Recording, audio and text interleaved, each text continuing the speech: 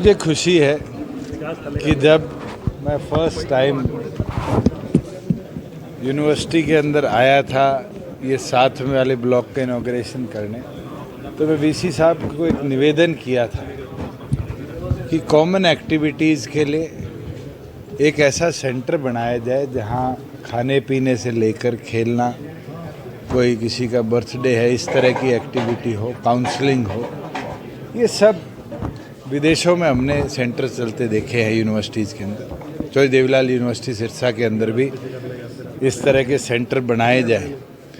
और मुझे खुशी है कि मैंने भी मेरी पेटी ग्रांट से पैसा दिया, अनूप जी से भी दिया, यूनिवर्सिटी ने भी लगाया और मिलकर एक ऐसा भव्य वन ऑफ इट्स काइंड मैं कहूँगा कि पूरे हरियाणा के अंदर मुझे अलग अलग यूनिवर्सिटीज़ में जाने का मौका मिला है। मगर स्टूडेंट एक्टिविटी सेंटर मुझे नहीं लगता इससे अच्छा कहीं बना होगा। और आने वाले भविष्य के अंदर चौधरी देवीलाल यूनिवर्सिटी के सभी छात्र छात्राओं को ये एक ऐसी सौगात होगी जो उनको कहीं ना कहीं सहयोग भी देगी, पढ़ाई के अंदर भी, काउंसलिंग के अंदर भी और उनकी रिक्रिएशन के अंदर भी। और मुझे तो एक खुशी और है कि जब मेरा इनॉग्रेशन का फाइनल हुआ तो एज अ स्टूडेंट भी मुझे ईमेल आई कि आपने इसका पार्ट बनना है। तो मैं तो एलुमनाई होके ऐसी चीज़ हमारे कैंपस में आती है, इससे बड़ा खुश हुआ हूँ। और मुझे लगता है कि सभी एलुमनाई जो हैं, जो स्टूडेंट्स हैं, उनके लिए एक बहुत अच्छी बात है कि चौधरी देवीलाल विश्वविद्यालय के अंदर इस तरह का स्टूडेंट एक्टिविटी सेंटर खोला गया। हिसार से बीजेपी सांसद भाजपा छोड़ चुके हैं और कांग्रेस ज्वाइन कर चुके हैं। तो पॉलिटिकल फैसले पॉलिटिकल आदमी कब ले वो तो उस पर निर्भर करता है। मेरे 1 साल से जो निर्णय नहीं ले पा रहे थे, अंत में उन्होंने निर्णय लिया।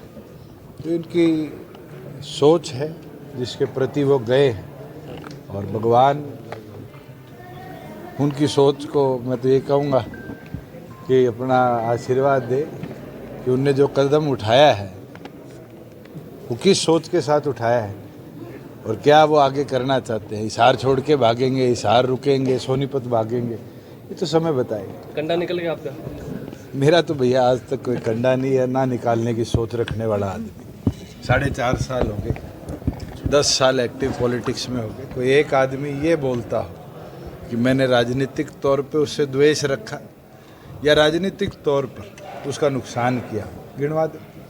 आज के दिन तो मेरी एक ही सोच है, जो चौधरी अजय सिंह चौटाला जी ने चौधरी देवीलाल के असूलों के साथ जननायक जनता पार्टी का निर्माण किया था, उस सोच को आगे लेकर चलना। और उस सोच के अंदर किसान कमेरे को, आम नागरिक को कैसे ज़्यादा सुविधाएं दे पाए, हम 4.5 साल में उस पर कामयाब भी रहे और आगे भी इसी सोच को अगले 40 साल 50 साल भगवान करे पार्टी 100-200 साल तक ऐसे ही रहे और ये पार्टी इस विचार को। लोकसभा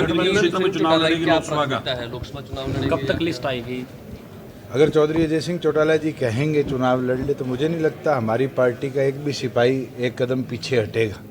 और मैंने तो राष्ट्रीय और प्रदेश कार्यकारिणी की जो बैठक थी उसमें भी खुलकर कहा था हम पूरी तौर पर तैयार हैं 10 की 10 सीटों पर लड़ने के लिए भी, और पूरी तौर पर तैयार हैं गठबंधन में लड़ने के लिए। गठबंधन की 2 दौर की चर्चाएं हुई है, आज हमारी बैठक है उसमें और विस्तार पे चर्चा होगी। और आगे भी जैसे गठबंधन की चर्चाएं फाइनल होती है, मुझे लगता है मेरे से पहले तो आप लोगों को इनपुट्स आ जाते हैं एनडीए के कि क्या होगा। एनडीए के पार्टनर हैं आप, क्या आपको लगता है कि लोकसभा चुनाव में भी गठबंधन हो सकता है?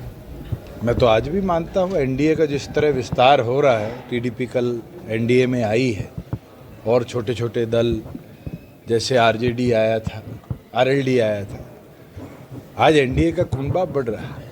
और आने वाले भविष्य के अंदर भी मुझे उम्मीद है कि और भी सहयोगी दल जो अभी तक एनडीए में नहीं है, पहले थे, उनको भी हम लाने का प्रयास करें। हिसार से कितना पक्का दावा है आपका? अगर गठबंधन होता है तो हमारी चॉइस बड़ी क्लियर है। चौधरी अजय सिंह चौटाला जी ने अनेक बार कह दिया है कि हिसार और भिवानी महेंद्रगढ़ लोकसभा से पार्टी अपनी तैयारी करे। 2 हमारी प्राथमिकता है और उन प्राथमिकताओं के साथ हम 10 की 10 सीटों पर भी काम कर रहे हैं।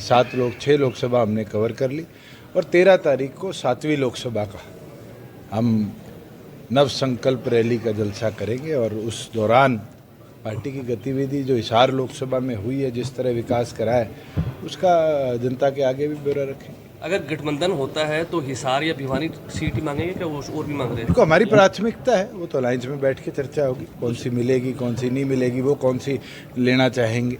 अलायंस भूषण, मेडिकल कॉलेज को लेकर के कई तरह की चीजें सामने आ रही हैं कि रद्द हो गया टेंडर, हालांकि मैंने आज सुबह ही अखबार में देखा है जी कि 4 अप्रैल 2024 तक 786 है मेरे ख्याल से, नंबर तो शायद 19-21 हो सकते हैं, 750 करोड़ से ज़्यादा की लागत में सिरसा का बाबा सिरसाई नाथ मेडिकल कॉलेज के निर्माण का टेंडर फ्लोट हो गया।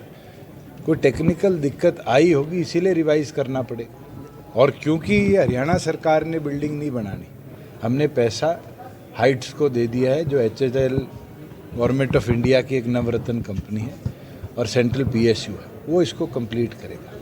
तो टेक्निकलिटी जो देखनी है, इसका ड्राइंग और इसका फ्यूचर का काम देखना है, वो हाइट्स का काम है। हरियाणा सरकार ने अपनी ओर से लोकेशन भी फाइनल कर दी है, नाम भी फाइनल कर दिया है और आगे का कार्य भी हाइट्स को देने का काम किया है। बादल साहब की पहले पुण्यतिथि पे जाके आए हैं, वहाँ भी बीजेपी के अध्यक्ष हैं, उनसे कोई बातचीत हुई आपकी इसको लेकर? पंजाब के अंदर राजनीतिक चर्चा मुझे नहीं लगता ऐसे फंक्शन में, जब हम पारिवारिक तौर पर गए। बादल साहब का देहांत हुआ, उस दिन भी मैं गया, उनके जब भोग किया तो चौधरी अजय सिंह चौटाला जी गए और आज मैं फिर जाके आया। और ये आना जाना कोई सिर्फ इस तरह के शोक और शोक के समय या शादी ब्याह के समय नहीं है, हमारा 4 पीढ़ियों का नाता है और चौधरी देवीलाल जी से लेकर आज तक हम इसको निभाते रहे। और मैं तो ये विश्वास रखता हूँ मन में कि हमारी अगली 4 पीढ़ियाँ भी इस सोच को और आगे ले जाएंगी। ठीक है, एक